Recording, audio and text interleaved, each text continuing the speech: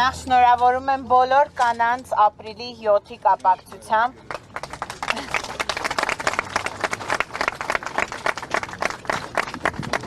Սա շատ կարևոր տոն է մեր ազգի համար։ Կանայք միշտ եղել են ակտիվ, ուժեղ և փոփոխություններ պահանջող։ Մեր կուսակցության շուրջ համախմբված են շատ ակտիվ մայրեր, ակտիվ կանայք, ովքեր տեսնում են, որ Հայաստանում պարտադիր են փոփոխությունները, որպեսզի մենք վստահ լինենք, որ մեր երեխաները ապրելու են, մեծանալու են ուժեղ Հայաստանում։ Ես 3 երեխաների մայր եմ և ամեն երեխայիս հետ իմ անցկացրած ժամանակը ինձ ցույց է տալիս, որ փոփոխությունները անխուսափելի են։ Երբ որ ես մանկասայլակով զբոսնում եմ փոքրիկ երեխայիս հետ, 1 ամսական, ես տեսնում եմ, որ մեր երկրում հստակ փոփոխություններ են պետք, սկսված ճանապարհներից, որոնք այդքան գովերգում է քաղաքացիական պայմանագիրը։ Ես տեսնում եմ թանկություններ, սկսած դեղորայքներից, վերջացրած յուրաքանչյուր պրիմիտիվ մանկական խնամքով։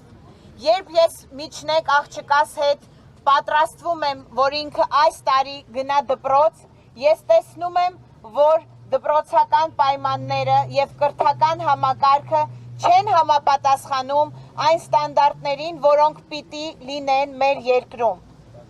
Դպրոցներում տիրած անվտանգային իրավիճակը չի համապատասխանում նրան, որ մենք հանգիստ խղճով մեր երեխաներին ուղարկենք դպրոց։ Երբ ես մեծ տղայիս հետ սովորում եմ դասերը, տեսնում ենք, որ կրթական համակարգը չի համապատասխանում մեր պատմական իրողությանը։ Պատմության դասագրքերում բացակայում են կարևոր պատմության էջեր։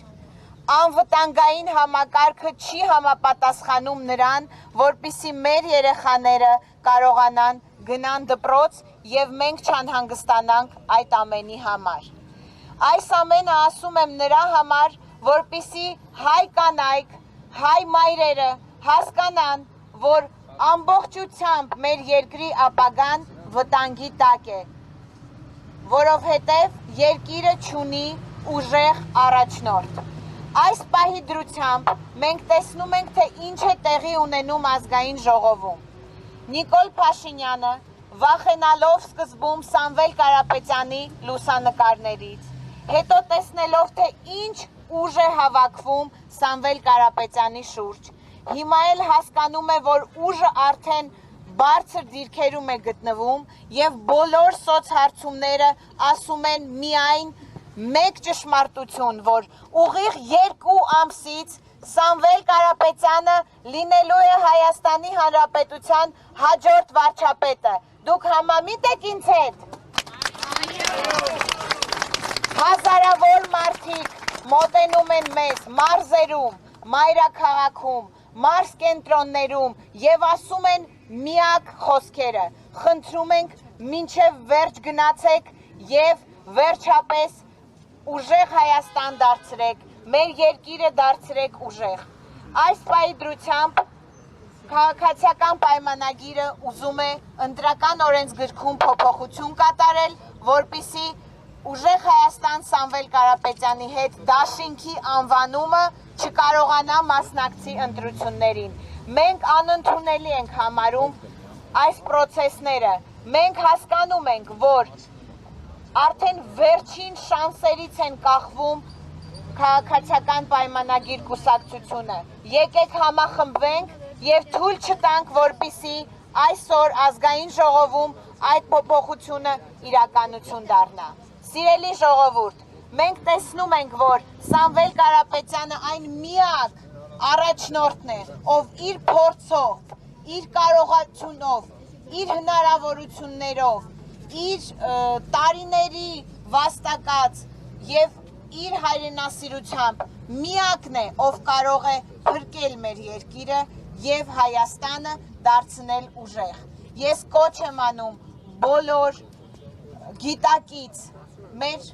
աջակիցներին, գիտակից մեր հայ ժողովրդի ներկայացուցիչներին, անկախ նրանից, թե որ երկրում են իրենք գտնվում։ Եթե դուք Սփյուռքում եք, անպայման եկեք Հայաստան եւ ուղիղ 2 ամսից մասնակցեք ընտրություններին։